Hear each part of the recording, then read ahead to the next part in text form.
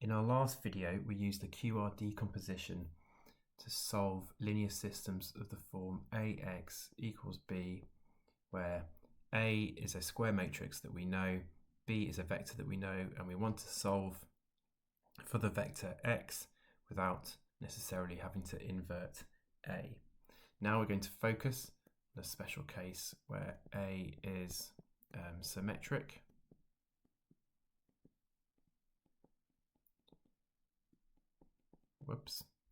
And moreover, we're going to say that A is positive definite. So that means that if you take any vector x, then x transposed A x is greater than 0.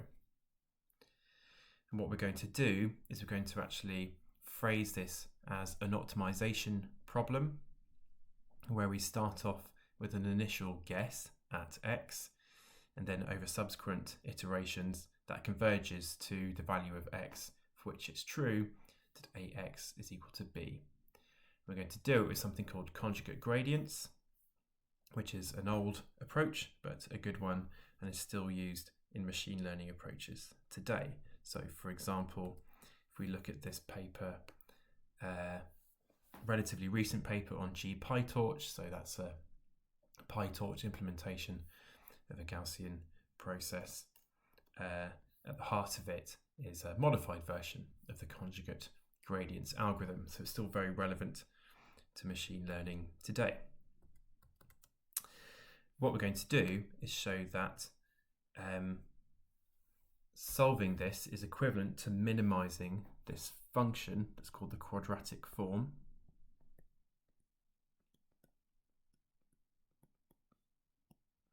And we're going to write that as an f of x, which is equal to, so first of all, half x transposed ax minus beta transposed x plus some constant c. What we're going to do next is we're going to show that f of x has a single minima, and at that point is the value of x for which it's true that ax is equal to b. We're going to start off by calculating the derivative of f of x with respect to the vector x, which I'm going to write as an f dash x, and then just using standard vector calculus, this is equal to half a transposed plus a multiplied by the vector x minus b. And because a is symmetrical, that is equal to ax minus b.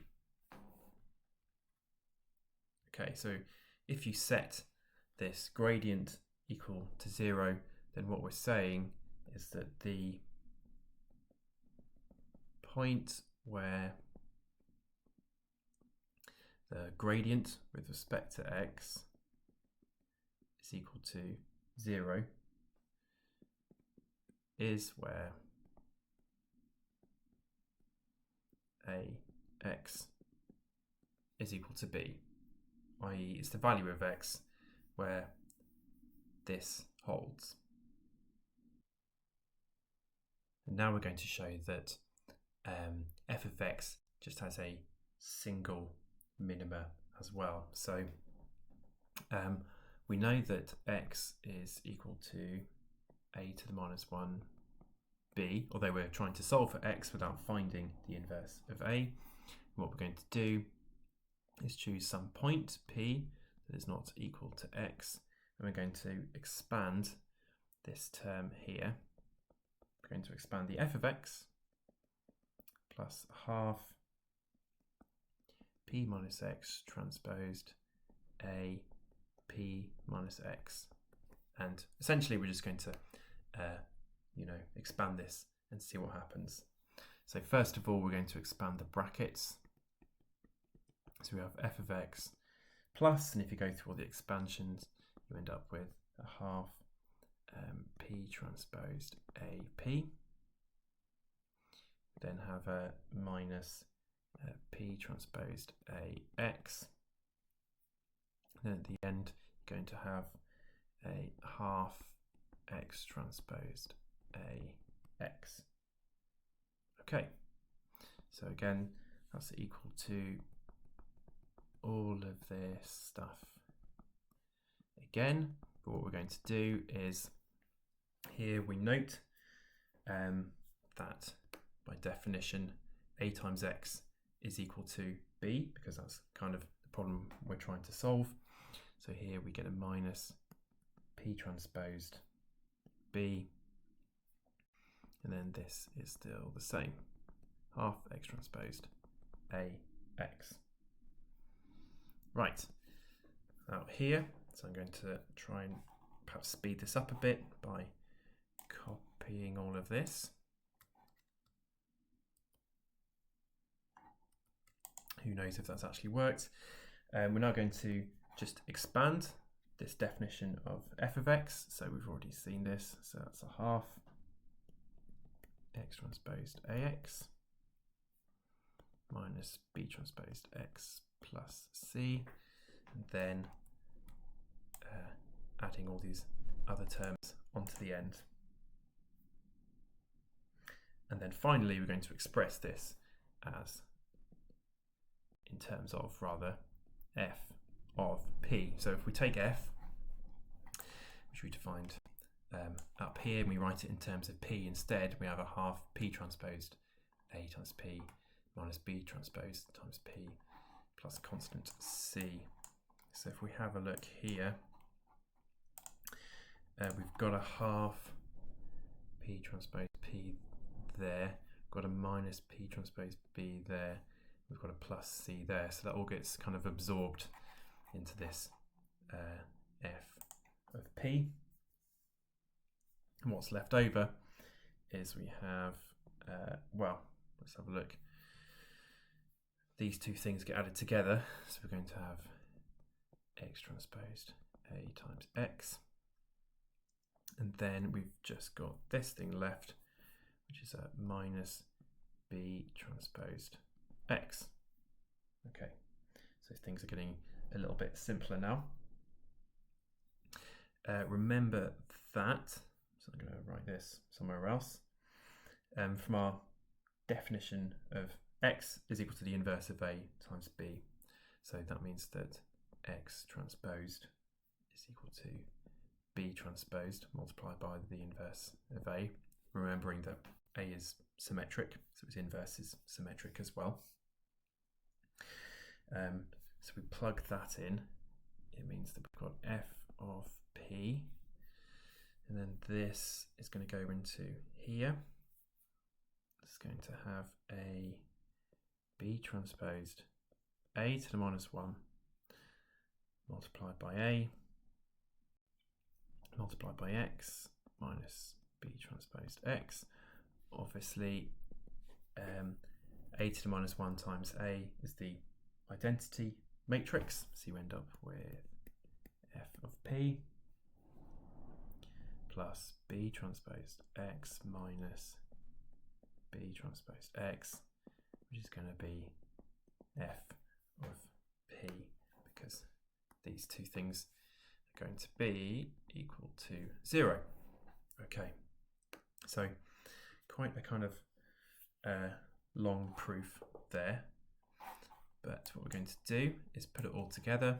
So I'm going to take this thing, and what we've showed is that that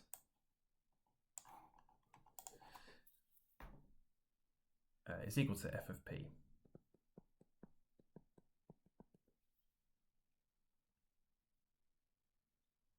Okay, so this means that f of p is equal to f of x plus this term here, where p is just some vector that is different from x. And remember that a is positive semi-definite, so that means that this thing has to be greater than 0. So from this, you can infer that, so we'll say this implies that f of p is greater than f of x.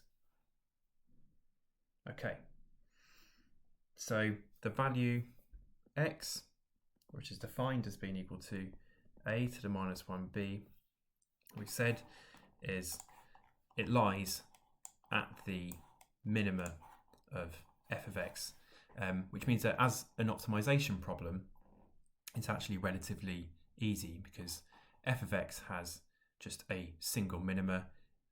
So what we're going to do is start off with an initial guess at x, and we're going to essentially let it walk downhill in an effective way until we reach the bottom of f of x. And then by definition, once we get there, then we've found the x for which it's true that ax is equal to b. Okay, so we want to find the minima of f, the quadratic form. We're going to do that as an optimization problem, and one of the ways we can tackle that is with steepest descent.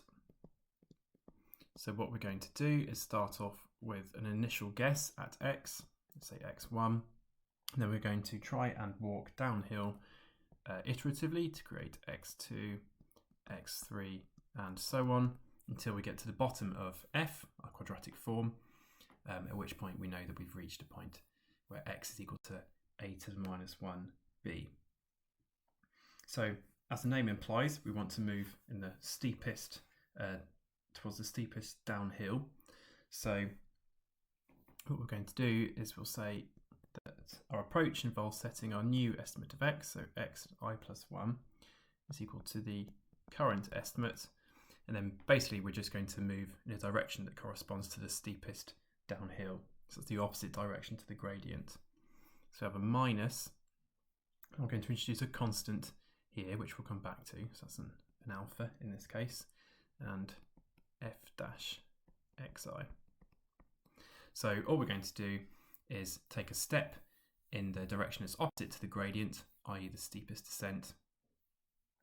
So that's the direction we're going to move in, and this is some constant which determines how far we're going to move in that direction. That's something we'll come back to shortly. So now it's a good idea to just to find some useful terms, which we'll come back to again and again actually. So I'm going to make a box here called useful stuff. So we've got some kind of important definitions. So first of all, I'm going to use x star to represent the point where f is minimized. So in other words, that is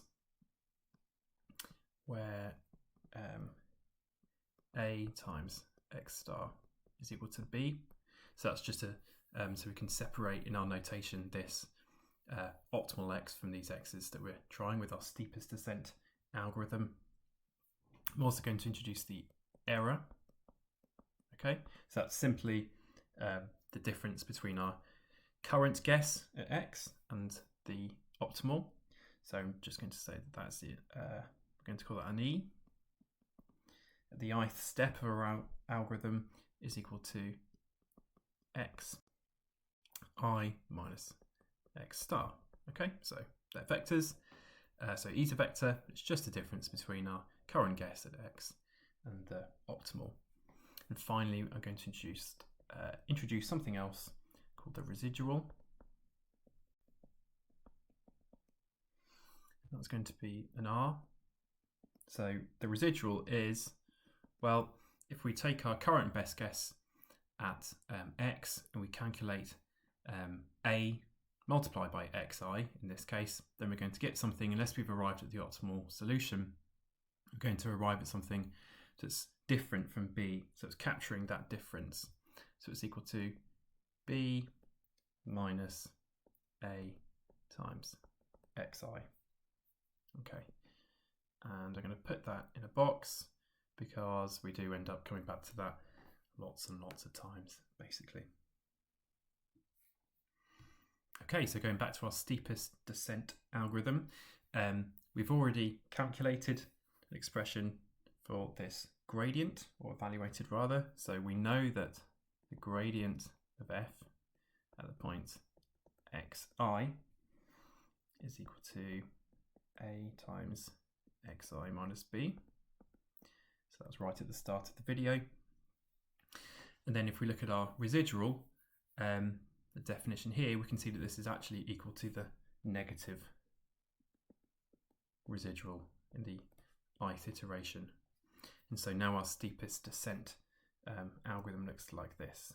It looks like x at I plus 1 is equal to xi minus, or rather plus, because I have a minus times a minus here, plus a constant multiplied by the ith residual.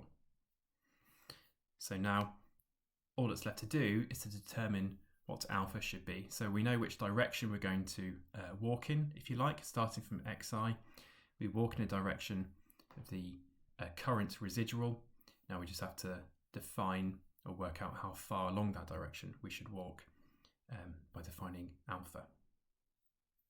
So the best alpha will be the alpha that gets us to the minimum of f evaluated at xi plus 1. So what we're going to do to define the best alpha is we're going to say it's where the derivative of f at xi plus 1 with respect to alpha is equal to 0, because that's where we've, if we go beyond that, then we'll start walking uphill again, basically.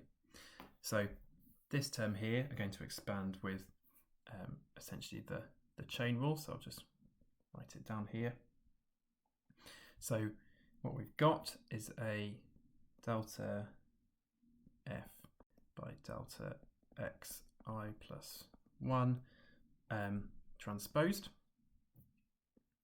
multiplied by delta xi plus 1 by delta alpha I. So again, this is kind of vector calculus again. This thing, we've already used this a couple of times already. That gradient is going to be equal to the residual at iteration I plus 1 minus, in fact, so that's equal to minus residual at I plus 1 transposed. And this term, well, we can expand on this using our definition of I plus 1 up here from that is our steepest descent algorithm. So that term is equal to delta by delta alpha I multiplied by this stuff up here. So we have an xi plus alpha I residual. And then there's only a single alpha I in here, so that's equal to minus the residual at I plus 1 transpose multiplied by the residual at I. And we want all of that to equal to 0, okay, from up here. So the best alpha, so I'll write this down here. So the best alpha I, let's say, leads to Ri plus 1 transposed multiplied by Ri equal to 0. So in other words, it leads to these subsequent residuals being orthogonal.